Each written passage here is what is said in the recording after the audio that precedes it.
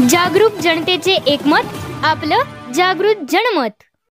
अर्जुनवाडात आमदार राजेंद्र पाटील यड्रावकर यांच्या प्रचार कार्यालयाचा शुभारंभ संपन्न। गुरुवारी सायंकाळी अर्जुनवाड येथे महायुती पुरस्कृत राजश्री शाहूविकास आघाडीचे अधिकृत उमेदवार आमदार राजेंद्र पाटील यड्रावकर यांच्या प्रचार कार्यालयाचा शुभारंभ शिरोळचे लोकनियुक्त माजी नगराध्यक्ष अमरसिंह पाटील यांच्या शुभ हस्ते करण्यात आला।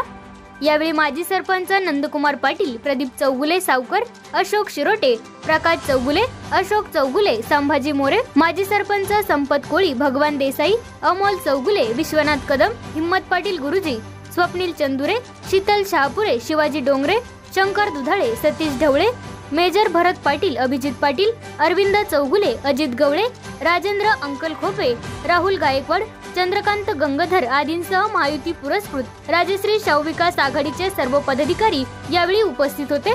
सदरचे प्रचार कार्यालय अण्णाम्मा ककडे चिंचवड पतसंस्थेच्या इमारतीत सुरू करण्यात आले।